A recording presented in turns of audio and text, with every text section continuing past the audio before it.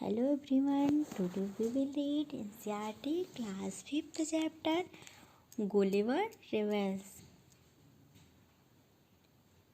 When a person tells the story of his life in his own word, it is called an autobiography.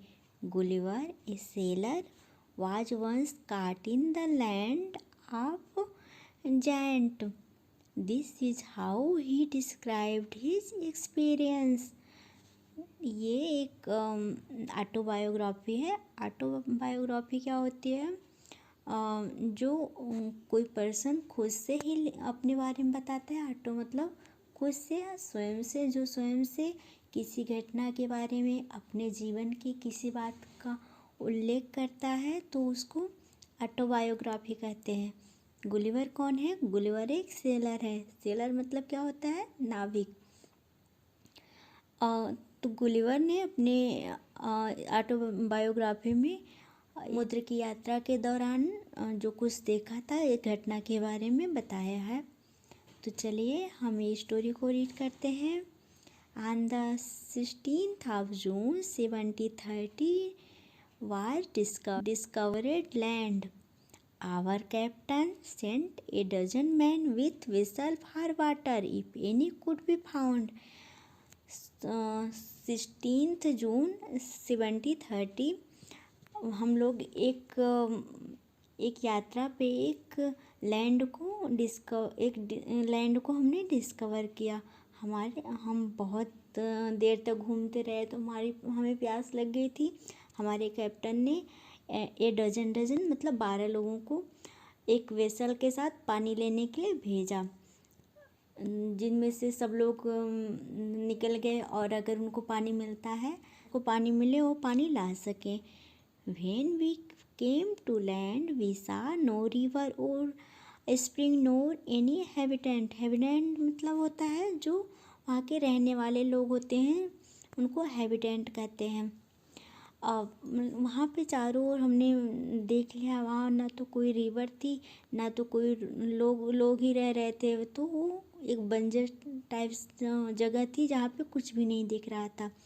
I went on to explore, और मैं आगे बढ़ता गया। The country was barren and rocky. जो country था वो बैरन and rocky था।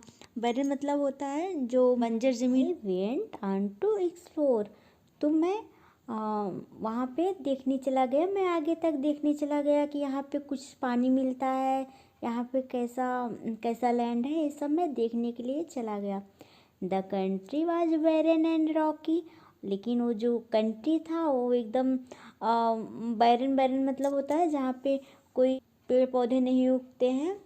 बंजर टाइप्स जो ज़मीन होती है उसको बैरन कहते हैं। और पथरीली, रॉकी मतलब जो पहाड़ी एरिया होता है और पथरीली ज़मीन होती है। तो वहाँ पे जो ज़मीन था, जो कंट्री था, वो बैरन एंड रॉकी था। I turned back to join the crew.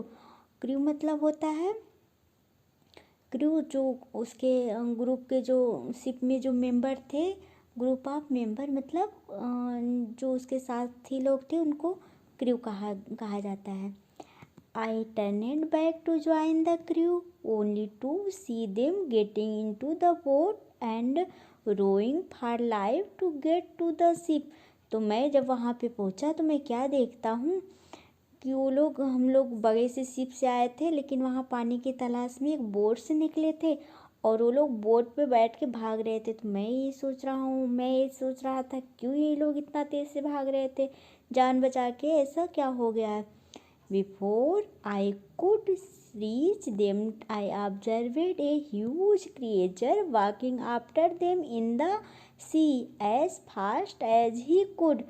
तो जब मैं वहाँ पे पहुँचा मैंने देखा एक बहुत बड़ा क्रिएचर मतलब जीव, एक बहुत बड़ा जीव जो चल के उनके पीछे जा रहा था, बहुत तेज़ी से जा रहा था समुद्र में।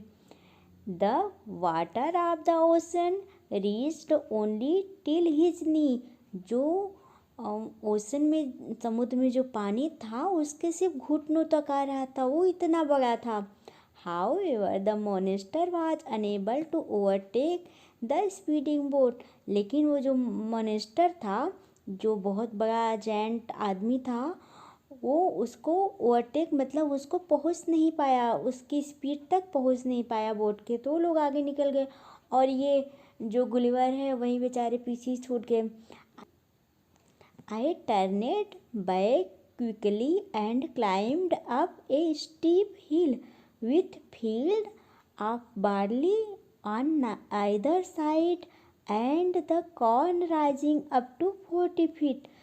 तो मैं क्या किया, मैं वहाँ से वापस आऊँगा और जल्दी से जो हिल थी, पहाड़ी थी, उस पर चढ़ने के लिए गया। तो वहाँ पे देखा मैंने, वहाँ खेत कॉर्न बार्ली के खेत थे, मैं जो वो इतने ज़्यादा लंबे थे कि वो 40 फीट तक, 40 फीट तक ऊपर तक इतने लंबे लंबे वहाँ पे खेत थे।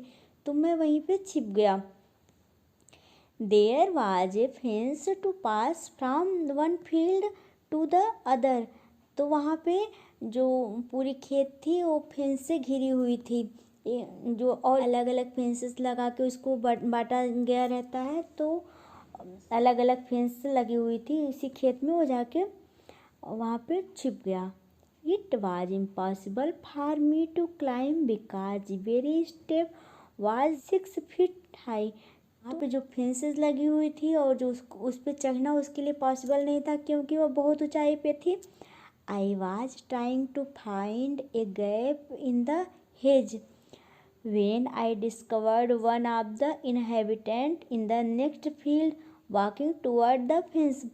तो उसने क्या सोचा, मैं अपने आप को छुपा लेता हूँ, जो है जो फेंसेस बनी हुई है उसमें जो गैप है उसी में छुपा लूँगा और हमको नहीं पा पाएंगे। लेकिन जब मैं वहाँ पे छुप रहा था तो मैंने देखा एक वहाँ हैबिटेंट मतलब होता है जो वहाँ का रहने वाला, उसी तरफ आ रहा था वॉक करते हुए।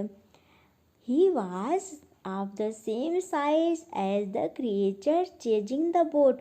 वह भी उसी साइज में था, उतना ही बड़ा था जैसे कि वो क्रिएचर जो पहले बोट को के पीछे दौड़ रहा था, उसी के ही इतना ये भी बड़ा था। I was स्टक्ड with utmost fear and astonishment and run to hide myself।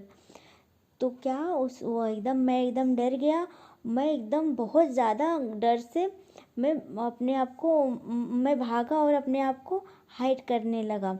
He called in a voice much louder than A trumpet. तो तभी उसने सुना वो कुछ बोला, उसकी आवाज़ इतनी तेज़ थी जैसे कोई लाउड स्पीकर पे बोल रहा हो, बहुत तेज़ी से आवाज़। It sounded like thunder. इसकी आवाज़ जैसे थंडर, जैसे बिजली कड़कती है उस तरह थी। 7 monster like him came toward the field ready to reap the corn. उसी की तरह 7 मोनेस्टर और आ रहे थे जो कि खेत में रीपिंग का काम करने के लिए आ रहे थे। तो वो देखा, उनको देख के और डर गया। They carried a reaping hook which was very big. उनके हाथ में क्या था, एक रीपिंग हुक था, जो फसल जिससे रीप किया जाता है उसके पास था, तो उसी को रीपिंग हुक बोलते हैं, रीपिंग हुक।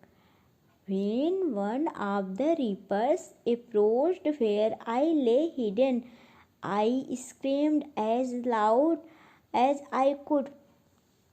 तो उनमें से एक जो रीपर था वो वहाँ पे आ गया, मेरे पास ही आ गया, और जहाँ मैं छुपा हुआ था मैं बहुत तेज़ी से चिल्लाया, जितना मैं ज़ोर से चिल्ला सकता था मैं उतना तेज़ से चिल्लाया। The creature stopped reaping. तो वो क्रिएचर जो था उसने, जो वो आदमी था जो बड़ा सा जायंट आदमी था, उसने जब सुना तो उसने रीपिंग करना स्टॉप कर दिया। Picked me up between his thumb and forefinger and brought me close to his eyes. तो उसने मुझे अपने थंब और फिंगर के बीच में से इसे उठा के पकड़ लिया और मैं डर की वजह से अपनी आइज़ बंद कर लिया। वो इतना लंबा था, इतना ऊंचाई था, उसने मुझे नीचे से मुझे 60 फीट तक ऊपर तक उठा लिया और मैं डर के एकदम अपनी आंखें बंद कर लिया। He looked at me with curiosity and blew my hair aside to get a better view of my face। तो मुझे बहुत ज़्यादा क्यूरियोसिटी से देख रहा था, मुझे बहुत सरप्राइज होके देख रहा था, ये क्या है, कौन सा जीव है। उसने मेरे हेयर को मेरे चेहरे से हटाया जिससे वह मेरे चेहरे को अच्छे से देख सके। He called his friends and gently placed me on the ground। तो उसने अपने दोस्तों को बुलाया और मुझे बहुत प्यार से आराम से नीचे रख दिया, क्योंकि उसको आश्चर्य हुआ कि ये कौन सा इतना छोटा सा जीव आ गया है, और उससे बहुत अजीब प्राणी लगा। उसने उसको पहले ध्यान से देखा, फिर अपने दोस्तों को बुलाया उसको दिखाने के लिए, उसको नीचे रख दिया। They all sat on the ground to take a good look at me। वे सभी जमीन पर बैठकर मुझे अच्छे से देखने लगे। I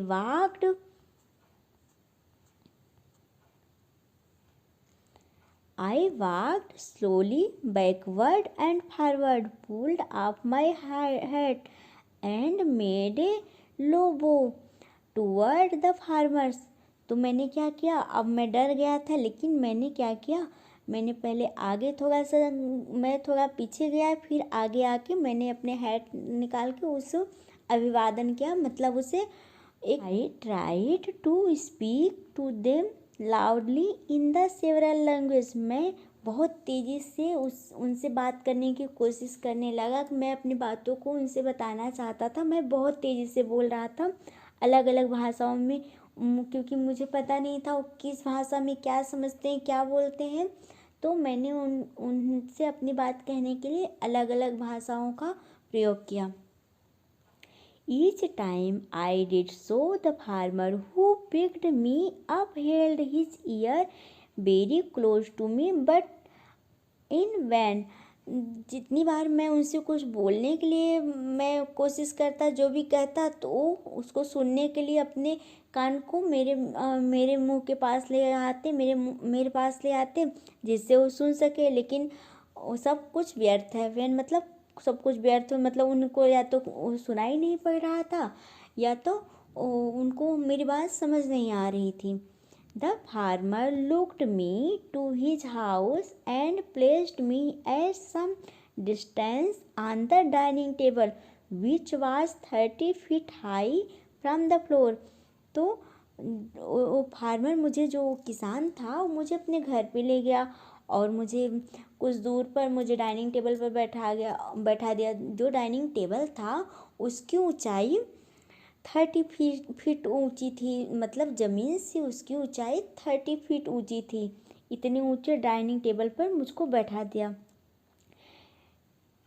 dinner was brought for the farmer in A dish which was 10 feet in diameter. जो उसका डिनर था, जो डिश था उसका 10 फीट का उसका डायमीटर था, जो डायमीटर में उसका डिनर लगा हुआ था। The farmer's wife crumbled some bread and placed it before me. जो फार्मर की वाइफ थी उसने ब्रेड को उठाया और उसको चूरा कर दिया। क्रम्बलेड मतलब होता है चूरा कर देना, और उसको मेरे सामने रख दिया। In the middle of the dinner, I heard a noise behind me। और डिनर के बीच में मुझे एक आवाज़ सुनाई पड़ी। It was the purring of a cat that was 10 times larger than an ask। तो purring मतलब होता है जो कैट की आवाज़ होती है वो। तो उसने देखा, बिल्ली की आवाज़ सुनी तो उसने देखा बिल्ली कितनी बड़ी थी, जैसे बैल से भी 10 गुना बड़ी थी। The farmer's wife was stroking him. जो फार्मर की वाइफ थी उसको सहला रही थी, मतलब उससे प्यार कर रही थी। Then entered the farmer's 1 year old son in the arm of the lady. तभी उसने देखा वो जो फार्मर था, फार्मर की वाइफ ने अपने 1 साल के बच्चे को अपने गोद में लेके वहाँ पे आई। On seeing me the child grabbed me from the table. तो वो बच्चे ने उसको देखा, आदमी को, मुझे देखा, तो उसको लगा कि उसने मुझे टेबल से पकड़ लिया। ग्रैब मतलब पकड़ना, लिया, ले लिया, उठा लिया उनको। And put my head into his mouth, और मेरा जो हेड था उसने अपने मुंह में जैसे भरने जा रहा था, तभी वो बहुत तेज से चिल्लाया। I shouted so loudly that the baby dropped मी, मैं बहुत तेज से चिल्लाया तो उस बच्चे ने मुझे नीचे गिरा दिया। I would have broken my neck if the mother had not held her apron under मी, और मेरा जो नेक है वो टूट गया होता अगर उसकी माँ ने मुझे अपने एप्रॉन में ना उठा लिया होता, ना पकड़ लिया होता। Later she put me on her own bed and covered me with a clean white handkerchief, तो बाद में वो क्या करती हैं, और मुझे अपने बेड पे सुला देती हैं और मुझे अपने एक छोटे से रुमाल से मुझे कवर कर देती हैं, मुझे ढक देती हैं। I slept dreaming of my home, my wife and my children, तो मैं वहाँ पे सो जाता हूँ, मुझे बहुत डर लगा रहता है, तो मुझे जल्दी नींद आ जाती है। मैं अपने घर के बारे में, अपने फैमिली के बारे में, अपने बच्चों के बारे में सोचने लगता हूँ, तो मुझे नींद आ जाती है, मैं अपनी ड्रीम में चला जाता हूँ और मुझे अपने घर के और फैमिली के सपने आने लगते हैं। तो ये रही हमारी story, adopted from Jonathan Swift's Gulliver's travel. अगर आप, ये स्टोरी हमारी रही, अगर हम इस स्टोरी के बारे में और भी जानना चाहेंगे तो मैं इसको और भी इसके बारे में स्टोरी पढ़ेंगे और इसके बारे में फिर कभी डिस्कस करेंगे, ठीक है। ये देखिए यहाँ पे पिक्चर देख लीजिए, ये देखो बगल से बेड पे सो रहे हैं गुलिवर ट्रेवल्स। आइए कुछ न्यू वर्ड्स देख लेते हैं। Bellowing, very loud noise, inhabitant, occupant, जो वहाँ पे रहने वाले हैं। Barren, land with no vegetation, जहाँ पे कुछ भी पैदा नहीं किया जाता। एस्टोनिशमेंट मतलब ग्रेटली सरप्राइज, उससे बहुत ज़्यादा जो सरप्राइज हो, आश्चर्यचकित हो ना। क्रम्बलेट मतलब जो broken into pieces. Grab, pick, suddenly, grab मतलब सडनली पिक कर लेना, उसको पकड़ लेना। चलिए कुछ क्वेश्चंस देख लेते हैं। क्वेश्चन नंबर 1 देखते हैं। Why did the captain send the man to the land, captain ने लोगों को कहाँ कहाँ भेजा था, किस लिए भेजा था। The captain send the man to the land to grab some water, यहाँ पे वाटर होगा क्योंकि वह पानी लेने, उन लोगों को पानी की तलाश में भेजा था। सेकेंड क्वेश्चन देखिए। Why did the man race back to the ship, तो the man ran back to the ship because they were chased by a giant, जो बहुत बड़े आदमी को उन्होंने देखा जो उनको पकड़ने के लिए, उनके शिप को पकड़ने के लिए दौड़ रहा था, इसलिए वो भाग रहे थे। अब थर्ड नंबर देखिए। Choose the correct answer. The giant carried a reaping hook because, जो बड़ा सा आदमी था, मोनेस्टर था, वो रीपिंग हुक किस लिए लिया था। फर्स्ट देखो, he was frightening with other giant, he was going to reap the corn, he wanted frightened Gulliver, तो इसमें सेकंड वाला हो जाएगा। बी थर्ड सेकंड देखिए। They put Gulliver on the ground to look at him because they had never seen a human before, they thought he was a doll, they had never seen such a tiny man, इसमें third हो जाएगा। तो वो पहले इतने छोटे आदमी को कभी देखे नहीं थी, इसलिए उनको बहुत सरप्राइज होके देख रहे थे। और थर्ड देखिए, गुलिवर कौन था, वह एक सेलर था, वह एक नाविक था। फोर्थ देखिए, fourth, name the creature to whom you would look like Gulliver, the creature is now extinct, तो इसमें कहा गया है कि जो गुलिवर के टाइम पे जो क्रिएचर उसने देखा था उस तरह के क्रिएचर क्या अभी भी हैं, तो इसमें हिंट दिया गया है। The word begin with the letter D से। डी से क्या होता है? डी से डायनासोर होता है। Dinosaur, DINOSOUR, dinosaur.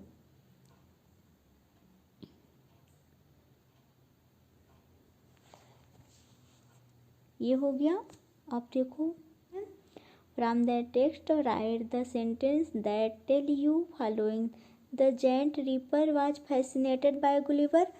तो ये आपको भरना पड़ेगा। हाँ, वे उसको फैसिनेटेड थे उसके, क्योंकि उन्होंने इतने छोटे से आदमी को पहली बार देखे थे और उनको बहुत ध्यान से देख रहे थे। Gulliver was a learned man. तो ये था क्योंकि वो बहुत एक बुद्धिमान आदमी था। ये कैसे हमें पता चलेगा? क्योंकि वो पहले उन लोगों को देख के पहले पीछे जाता है, फिर आगे आता है और उनको अभिवादन करता है, उनको वो करता है उनको, जिससे वो अपनी बातों को कह सके, अपनी बातों को उनको समझा सके। थर्ड वन देखिए, the farmer son thought Gulliver से टॉय। तो फार्मर का जो बेटा था उसको गुलिवर को टॉय क्यों समझता है? क्योंकि वो बहुत ज़्यादा छोटा था। ये हमको कैसे पता चलेगा? उसने उसको उठा के टॉय समझ के मुंह में भरना चाहा था, तो इससे हमको पता चलेगा। The farmer's wife was the kind hearted woman. तो ये हमको कैसे पता चलेगा फार्मर की वाइफ काइंड हार्टेड वुमन है? क्योंकि वो उनको पहले खाने के लिए अच्छे से देती है और उनको गुलिवर को अपने बेड पे सुलाती है और ओढ़ने के लिए अपना रुमाल देती है। तो इस तरह इसको भर सकते हैं। इसमें क्या है? एज लाउड एज थंडर, ये क्या है?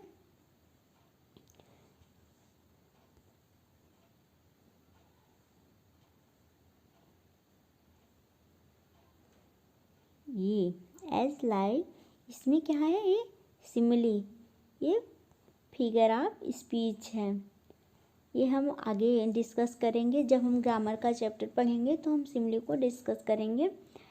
When something is very cold we say it is as cold as ice. जब कोई चीज़ बहुत ज़्यादा ठंडी होती है तो हम उसको किस चीज़ से कंपेयर कर सकते हैं?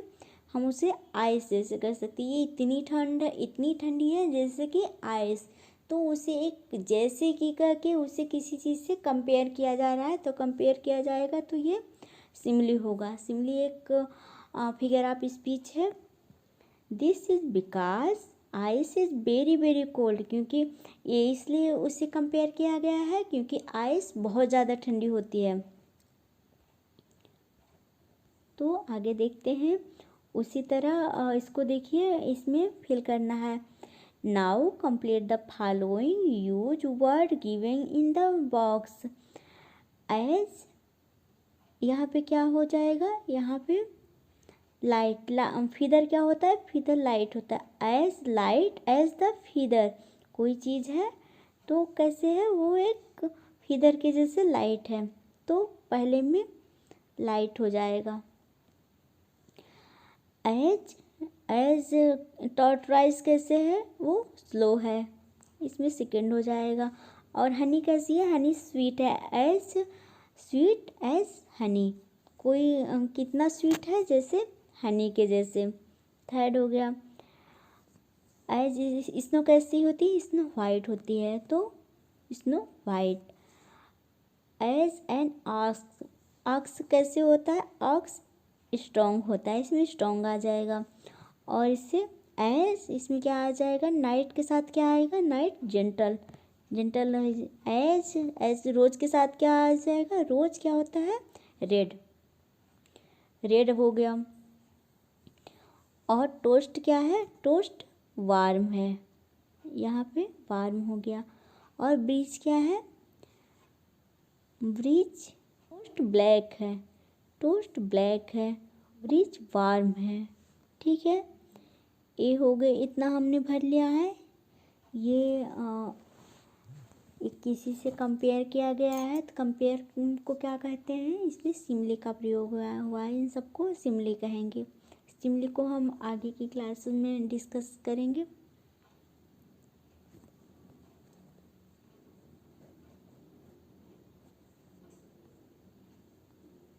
तो ये रही हमारी स्टोरी, हमारा चैप्टर यहाँ पे कंप्लीट होता है। This was chapter. I hope you enjoyed. If you have any doubt, you can comment me in comments. Thank you very much.